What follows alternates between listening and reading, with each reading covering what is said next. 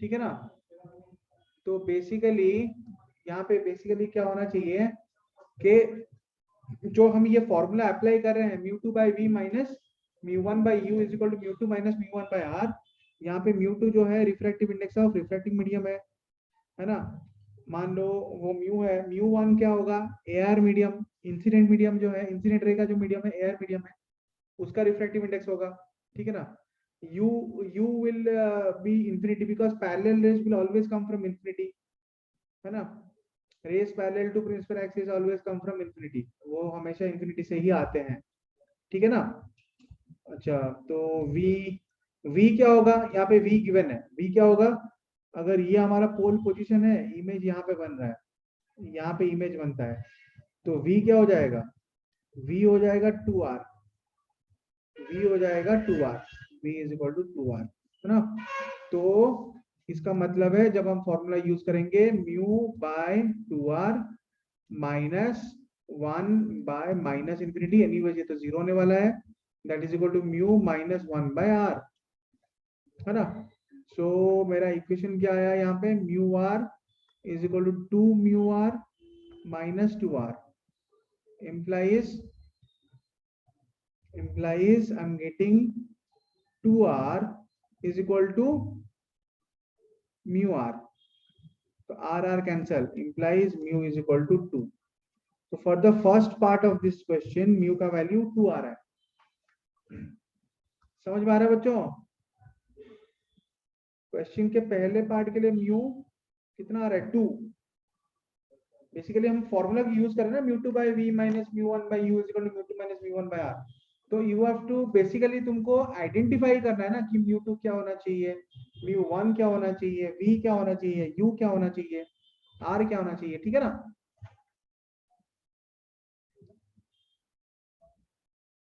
Clear है। So can I move to the next part of the question now, है ना। Next part का answer तो तुम लोग बना सकते हो ना अभी। अब सोचो, खुद से बनाओ। अगर ये जो लाइट रेज हैं they are at the centre of the sphere, I mean they are getting focused at the center of the sphere. If the light rays are getting focused at the, है ना, center of the sphere,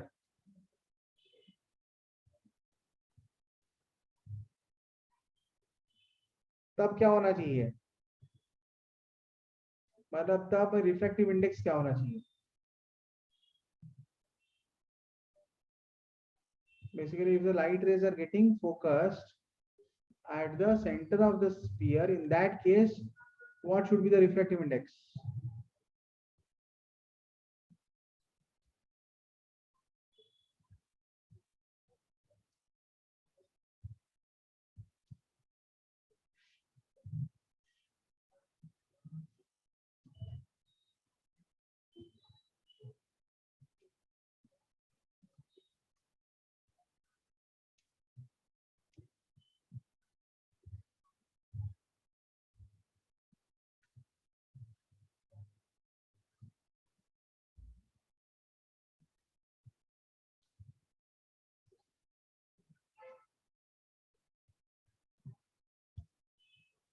आया, किसी के answer मिला।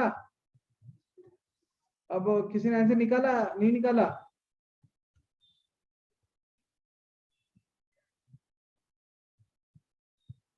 मेरा बात समझ में आ रहा है ना बच्चों।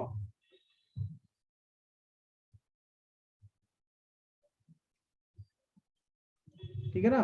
If the light rays are to be focused at the centre of the sphere, बस वहां पे v चेंज हो जाएगा और क्या चाहिए।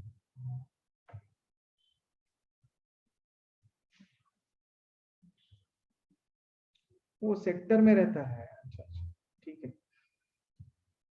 है ना। तो अभी लाइट रे सेंटर ऑफ द स्फीयर में फोकस हो रहे हैं ना बच्चों। इसका भी डायग्राम बनाना पड़ेगा क्या।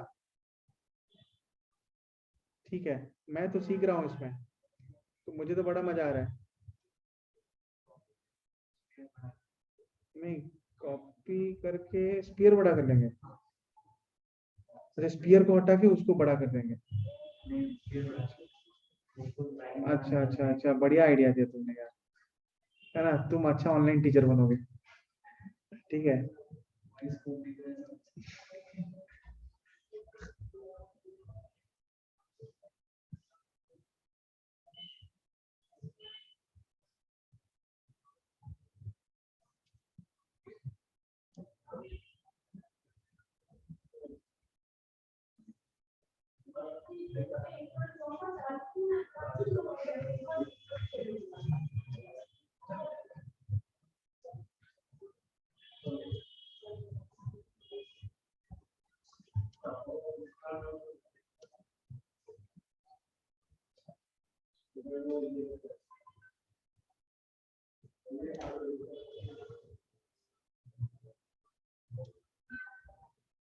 रुको, इसको क्या करते हैं ना, इसको ऐसे उठा लेते हैं यहाँ पे।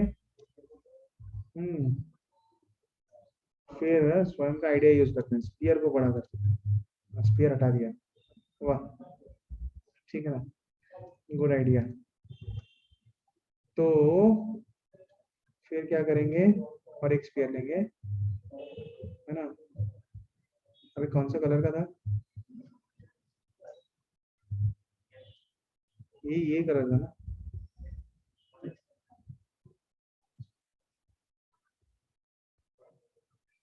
लेकिन प्रॉब्लम है, स्पीयर को बड़ा करने से क्या हो रहा है ना,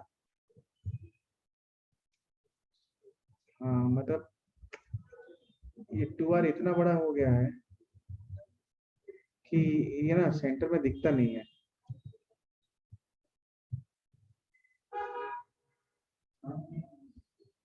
हो गया, और थोड़ा होगा। हाँ हाँ हाँ, ये हो गया, गुड आइडिया। अब क्या करते हैं ना, कन्वर्स को थोड़ा नीचे ले, हाँ ये हो गया ना। अब है ना, they are basically focused at the centre of the sphere. हाँ बस ये है कि स्पीयर का जो रेडियस है वो आर है। अरे नहीं, बना लेते हैं अभी।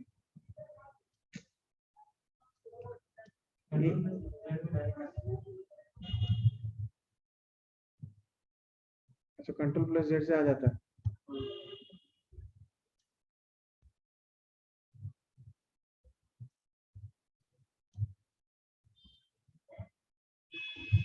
हाँ ये हो गया, ठीक है ना। अब तो बेसिक डिफरेंस क्या है अभी यहाँ पे बच्चों, कि यहाँ पे जो इमेज डिस्टेंस है वो आर के बराबर है। और किसी ने आंसर निकाला क्या, किसी का आंसर आया? तो सेकंड केस में क्या होगा, क्या करोगे यार, तुम लोग कोई आंसर भी नहीं दे रहे। Mu two by v minus mu one by u. Lalitendu, Divya Ranjan, है ना, या फिर कोई और आंसर देगा, है ना। तो बेसिकली यहाँ पे म्यू टू क्या है, म्यू है, बाय वी, वी क्या है, आर है, minus mu one one by u minus infinity equal to mu two minus mu one, मतलब mu minus one by again r. तो इम्प्लाइज, अच्छा mu by r is equal to mu minus one by r. अच्छा ये क्या हो रहा है,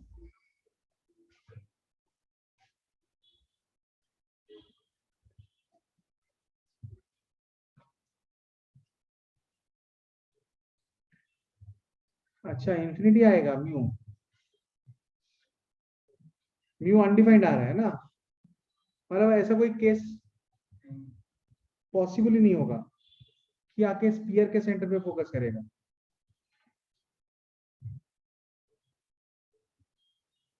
है ना, आके स्पीयर के सेंटर पे फोकस करेगा। वैसा कोई पॉसिबल ही नहीं होगा केस, सीरियसली। हाँ यार, सेंटर ऑफ कर्वेचर पे कैसे आएगा यार, सेंटर ऑफ कर्वेचर आ रहे तो है ना, एंगल ऑफ रिफ्रैक्शन जो है जीरो हो रहा है ना। समझ में आ रहा है। तो बेसिकली क्या हो रहा है, म्यू बाय आर, क्या क्वेश्चन है, एचसीवी, भगवान है एचसीवी, ठीक है ना। इम्प्लाइज है ना, mu equal to mu minus one. अगर mu is equal to mu minus one implies mu is undefined. तो म्यू इज अनडिफाइंड है ना, ऐसा कोई म्यू एग्जिस्ट नहीं करेगा। बच्चों समझ में आ रहा है, ये समझ में आ रहा है ना, ऐसा कोई म्यू एग्जिस्ट नहीं करेगा बच्चों। क्यों एग्जिस्ट नहीं करेगा, है ना। मैं एक सिंपल केस ले रहा हूं अगले पेज पे, या फिर इसी पेज पे ले रहा हूं, ठीक है ना। ये तो हैंग करेगा। मैं एक सिंपल सा केस ले रहा हूं, है ना। इस क्वेश्चन से फिजिक्स के दिव्य दर्शन हो गए, ठीक है ना, गूज बम्स पूरा। मान लो, ठीक है ना। अरे यार, मान लो यहाँ पे Incident ray, rays are incident on the sphere.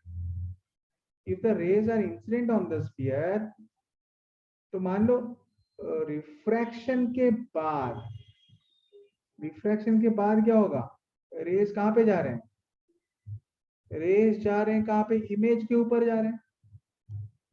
After refraction the rays will move on to the image after refraction, ठीक है ना.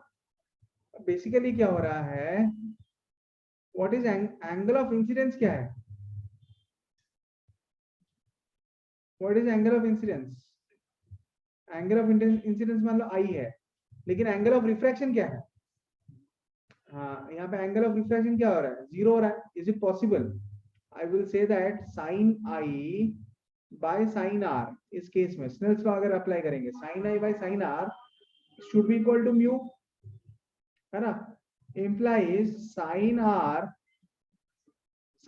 is equal to sin I by mu, sin r is equal to sin I by mu ना. सो ये जो equation है इसमें, है ना, साइन आर तभी जीरो होगा ना, आर तभी जीरो होगा ना one sine r equal to zero. मान लो ये इक्वेशन में से मैं ऐसे बोल सकता हूँ ना, if r equal to zero only then तभी, बस तभी, ठीक है ना, sine r equal to zero. तो जब अगर साइन आर जीरो हो रहा है, implies sine i by mu is equal to zero, implies sine i by mu is equal to zero, ठीक है ना. अगर sine i by mu equal to zero हो रहा है, implies sine i equal to zero. अगर sine i zero हो रहा है, इसका मतलब क्या है, implies angle of incidence should be equal to zero, है ना.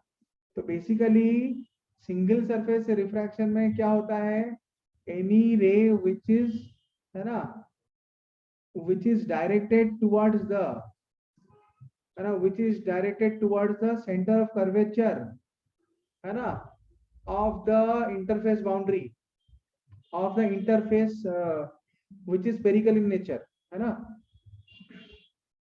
Of the curvature of interface, ठीक है ना.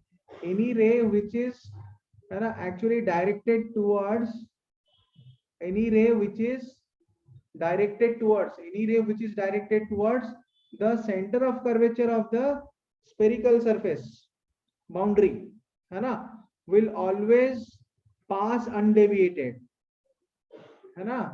any ray along the radius of curvature will pass undeviated. समझ में आ रहा है. तो ये पॉसिबल ही नहीं होगा कि, है ना, कि एंगल ऑफ इंसिडेंस का कुछ वैल्यू है और एंगल ऑफ रिफ्रैक्शन जो है वो जीरो हो गया. Is that clear? बच्चों ये क्लियर है, क्या हुआ, सब लोग सो गए क्या, अब इंटरेस्ट नहीं आ रहा है क्या, एग्जाम का प्रेशर आ गया क्या सबके ऊपर, क्या सोच रहे हो, या तो एग्जाम का प्रेशर ले रहे हो या तो धीमा पड़ गए, घर में बैठ गए ना कि जनवरी भी आ गया, पता नहीं कब एग्जाम होगा, अब पढ़ने का मन भी नहीं कर रहा है ना, कोई नोटिफिकेशन नहीं है, कुछ नहीं है. अब तो ऐसे लग रहा है ना, ये जो पूरा हमारा प्रिपरेशन चल रहा है ये सब बेईमानी है, ठीक है ना, इसका कोई, है ना, मीनिंग ही हमको दिखता नहीं है लाइफ में, ठीक है. तो चलो अब ना, अब हम थोड़ा अपना लाइफ देखते हैं, है ना, इस सब के पीछे अपना लाइफ बर्बाद नहीं करना है ना. अब क्या रिप्लाई करेंगे सर को, है ना, जब कुछ रहा ही नहीं, है ना, फिर रिप्लाई करने का क्या मतलब बनता है.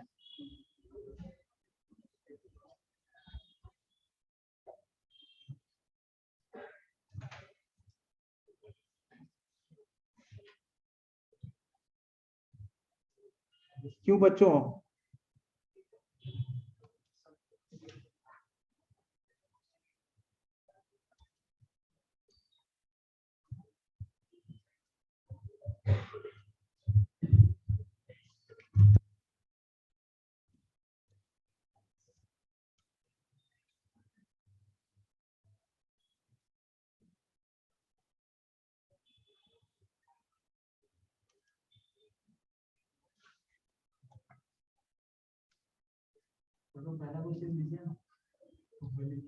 हाँ, कौन सा? वो सेकंड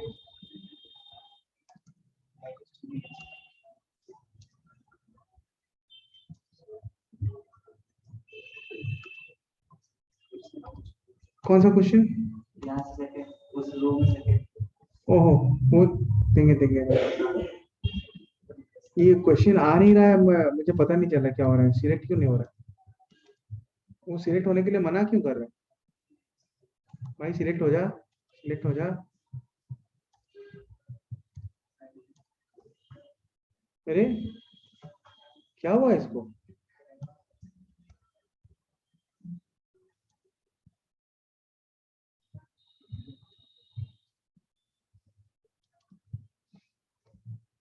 देखो दूसरे को सिलेक्ट किया तो ये आ रहा है। रिस्पॉन्स इतना लेट क्यों हो रहा है? हाँ, अरे बाप रे,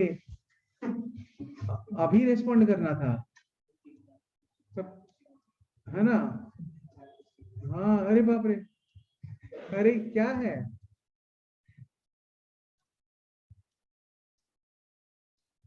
ये हैंग हो रहा है।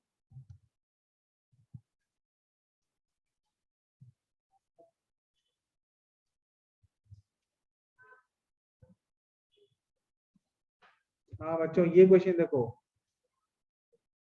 Small object is embedded in a glass sphere mu equal to 1.5 of radius 5 centimeter at a distance of 1.5 centimeter from left to the center.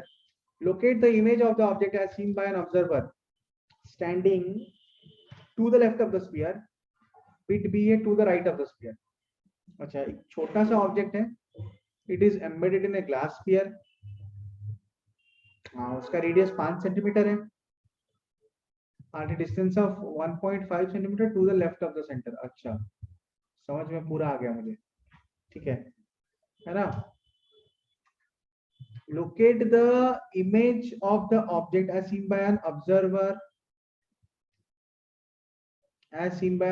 standing to the left of the sphere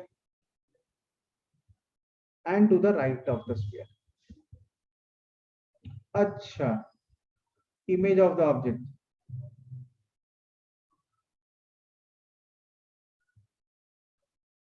तो हो जाएगा ना, कोई बात नहीं है।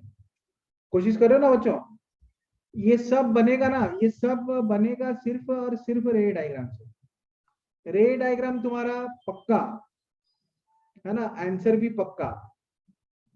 रे diagram कच्चा तो आंसर भी कच्चा, है ना? मतलब कि आंसर गलत ही होगा और क्या। गलत रे डायग्राम से बनेगा गलत आंसर। जितना प्रॉपर रे डायग्राम बनाओगे वो तुमको उतना प्रॉपर आंसर देगा। मैं तो सही में 5 सेंटीमीटर ले रहा हूँ,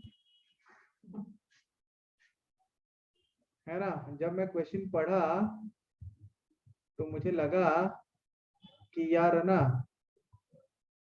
5 सेंटीमीटर जो है हम ले सकते हैं यहाँ पे। क्वेश्चन को अभी क्या करेंगे ना, छोटा कर लेंगे।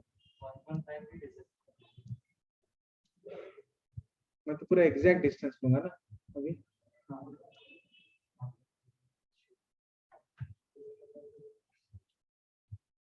ये देखो बच्चों, तुम्हारे सामने बना है एग्जैक्टली। अच्छा, दिव्य रंजन का बीटेक आंसर आ गया, वेरी गुड। एग्जैक्टली मैंने क्या किया है, 5 सेंटीमीटर का स्फीयर लिया है ना?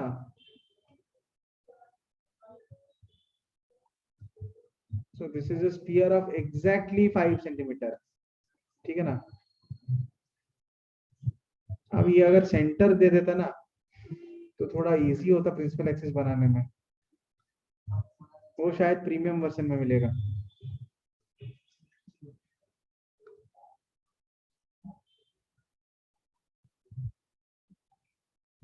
या तो एक लाइन बनाएंगे 5 सेंटीमीटर का,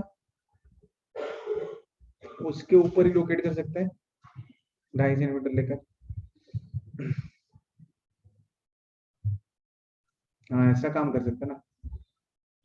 मान लो मैं यहाँ पे 2.5 सेंटीमीटर का एक लाइन लूंगा अभी। अच्छा स्फीयर रेडियस 5 सेंटीमीटर का ना। अरे यार पूरा एग्जैक्ट है, 5 सेंटीमीटर में आया, देखो बच्चों सेंटर क्या यार, 5.1 सेंटीमीटर हो गया अभी। अरे मैं तो जीनियस हूँ, है ना। पूरा 5.1 सेंटीमीटर में सेंटर बना है। Centre actually just 0.1 centimetre left, थोड़ा तो ह्यूमन एरर होता है।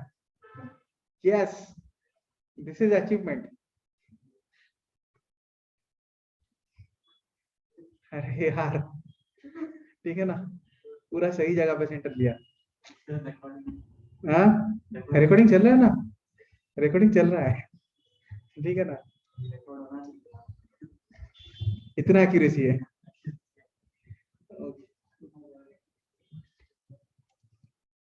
एक्यूरेसी आता है मेहनत से, बात करने से थोड़ी ना आता है। ओके तो पहले, अरे वाह वेरी गुड वेरी गुड। तो मान लो यहाँ पे एक ऑब्जेक्ट है 1.5 सेंटीमीटर टू द लेफ्ट, ठीक है ना, ऑफ द सेंटर, यहाँ पे ऑब्जेक्ट। तो यहाँ पे ऑब्जर्वर उसको कहाँ पे देख रहा है, और बाकी जगह पे कहाँ पे देख रहा है ना, mu two by v minus mu one by u is equal to mu two minus mu one by r. ठीक है, तो लेफ्ट वाला बिट ए अगर का मैं अगर डायग्राम बनाऊंगा ना, बिट ए के लिए क्या होगा कि मान लो, है ना, तो मान लो ये जो ऑब्जेक्ट डिस्टेंस है, मान लो ये तुम्हारा इंसिडेंट रे है,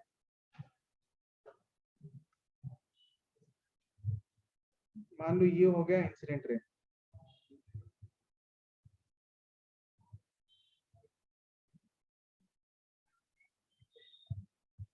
ये हो गया इंसिडेंट रे।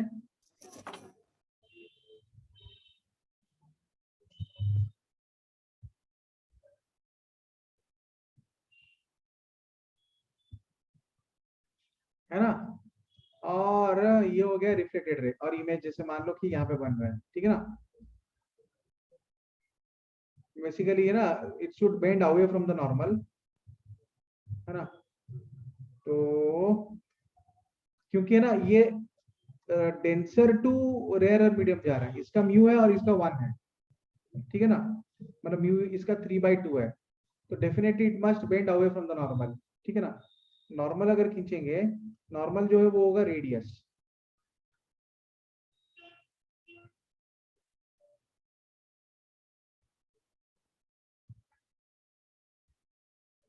ठीक है ना बच्चों, है ना। अच्छा नॉर्मल तो होगा रेडियस, तो मेरा रे डायग्राम जो है वो गलत बना, मेरा जो रे डायग्राम है वो गलत बना। कैसे कि मान लो ये हो गया मेरा, है ना, नॉर्मल, ठीक है ना, तो ये हो जाएगा इंसिडेंट रे, ये हो जाएगा इंसिडेंट एंगल, है ना। नॉर्मल को थोड़ा खींचते हैं आगे यार, ये जो नॉर्मल है इसको थोड़ा आगे खींचते हैं। अब bend away from the normal इस तरह थोड़ी ना बेंड करेगा, ये तो नॉर्मल, है ना। देखो रे डायग्राम कैसे गलत हुआ है यहाँ पे, कि है ना जिस तरफ इंसिडेंट है ना, रिफ्रैक्टेड रे उसी तरफ बेंड हो गया, ठीक है ना। तो इसको तुम, इसके लिए तो मिलेंगे 0 नंबर, है ना, टर्म 2 में मेरे आएंगे 0 नंबर, ये रे डायग्राम की वजह से, ठीक है। तो बेसिकली ये क्या होगा, है ना, actually it must bend away from the normal, ये बेंडिंग ऐसे होगा, ये जो बेंड अवे करेगा ना नॉर्मल से, ये बेंडिंग ऐसे होगा, मतलब के यहाँ पे ये जो इमेज बन रहा है ना, रियल है या वर्चुअल है, क्योंकि रिफ्रैक्टेड रे जो है वो तो प्रिंसिपल एक्सिस से दूर जा रहा है ऐसे, जो रिफ्रैक्टेड रे है वो एक्चुअली प्रिंसिपल एक्सिस से दूर चला गया, है ना, ये हो गया एंगल ऑफ रिफ्रैक्शन, ये दूर चला गया। तो इमेज बनाने के लिए हमको रिफ्रैक्टेड रे को रिट्रेस करना पड़ेगा, कहाँ पे, कहाँ पे रिट्रेस करना पड़ेगा, इमेज बनाने के लिए हमको रिफ्रैक्टेड रे को रिट्रेस करना पड़ेगा प्रिंसिपल एक्सिस के ऊपर, तो यहाँ पे बनेगा इमेज। तो ये जो इमेज है, एक्चुअल रिफ्रैक्टेड रे is not meeting here, so the image is basically virtual image, है ना। प्रॉपर रे डायग्राम बनाएंगे तो वहां से हमको बढ़िया आइडिया मिल रहा है ना कि ये रियल इमेज है या फिर वर्चुअल इमेज है। तो चलो बिट ए के लिए अभी आंसर हम सॉल्व करते हैं। के mu2 by v minus mu1 by u is equal to mu2 minus mu1 by r, है ना। mu2 क्या है यहाँ पे, रिफ्रैक्टिंग मीडियम क्या है यहाँ पे, mu2 क्या है, mu2 बेसिकली 1 है, और mu1 क्या है 3/2 है। इंसिडेंट मीडियम जो है वो स्फीयर है, ऑब्जेक्ट स्फीयर के अंदर है ना, इंसिडेंट वहां से आ रहा है, ठीक है ना। तो v हमको फाइंड आउट करना है ना। u क्या है, u इज इक्वल टू यहाँ से डिस्टेंस लेंगे, यहाँ से डिस्टेंस लेंगे तो ये डिस्टेंस जो है वो -3.5 सेंटीमीटर होगा, u जो है नेगेटिव होगा, बिकॉज पोल से हमेशा मेजर डिस्टेंस मेजर किया जाता है। If you move opposite to the direction of incident ray then the object distance should be negative, ठीक है ना। और r क्या है, r is equal to -5 centimetre, so that implies mu2 हो जाएगा 3/2v minus mu1 1/u, u is equal to -3.5 minus 7/2 is equal to mu2 minus mu1 3/2 minus 1/r, r is equal to -5, implies 3/2v plus 2/7 is equal to